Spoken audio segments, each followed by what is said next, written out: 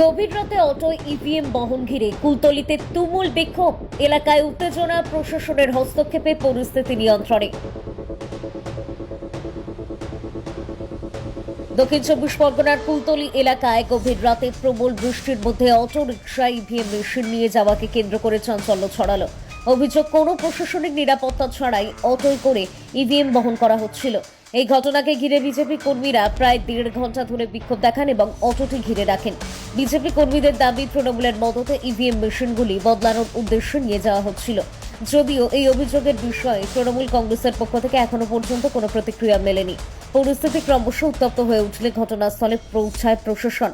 পরে প্রশাসনের হস্তক্ষেপে অটো সহ ইভিএম মেশিনগুলি নিজের দায়িত্বে নিয়ে যাওয়া হয় এবং পরিস্থিতি নিয়ন্ত্রণে আসে।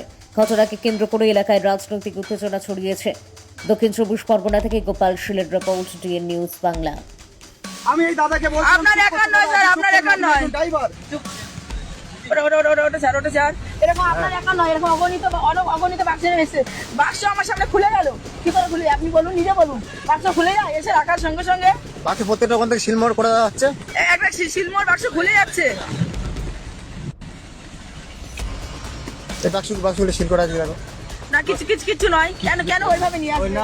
বাক্স কেন ওভাবে এলো? শুনুন, আপনার একা নিয়ে কথা নয়, এভাবে বাক্স এভাবে আসবে কেন? ওর কি গেল?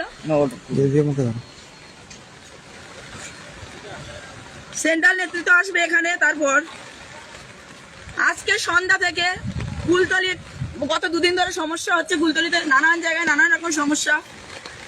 সন্ধ্যাবেলা আমরা আইসিকে বারবার বলছি যে আমাদের বিভিন্ন জায়গায় কার্যকর্তারা জানাচ্ছে যে আমাদের বাক্স দিদি গাড়িতে উঠছে, টোটো করে নিয়ে কোথাও অন্ধকারে মিলিয়ে যাচ্ছে, আমরা দেখতে পাচ্ছি না।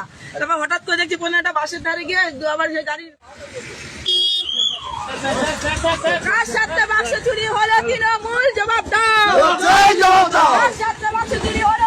নামতে ধরো কোথায় যাচ্ছে, ধরো না।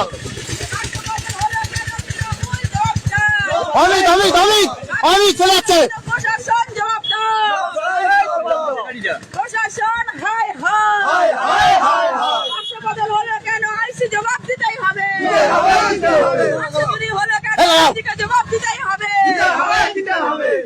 বাক্সগুলো এইভাবে মানুষের গণতন্ত্রকে হরণ করা হচ্ছে কেন? আইসি জবাব দাও। জবাব তোমায় দিতেই হবে। জবাব তোমায় দিতেই হবে। গাড়ি বন্ধ দুটো গাড়ি জানি, এই অটো ওই অটো, দুটো অটো। এর আগে আমার কাছে অলরেডি অনেকগুলো জায়গা থেকে খবর এসে দিদি আমাদের বাক্স অটো তো অন্ধকারে কোথায় অটো নিয়ে চলে গেছে, আমরা খুঁজে পাচ্ছি না অটো। আমি কোথায় গেল বলছে খুঁজে পাচ্ছি। 1 ঘন্টা পরে বলছে কি ওই গাড়িতে গিয়ে নাকি উঠেছে শুনছি। এবারে এখন অফিসারে গেল কোথায়? গেল কোথায়? অফিসারে গেল কোথায়? ওই গাড়ি অফিসারটা বেরিয়ে গেল কোথায়? ওইদিকে আস্তে আস্তে প্রশাসন আছে, প্রশাসন দেখবে। আস্তে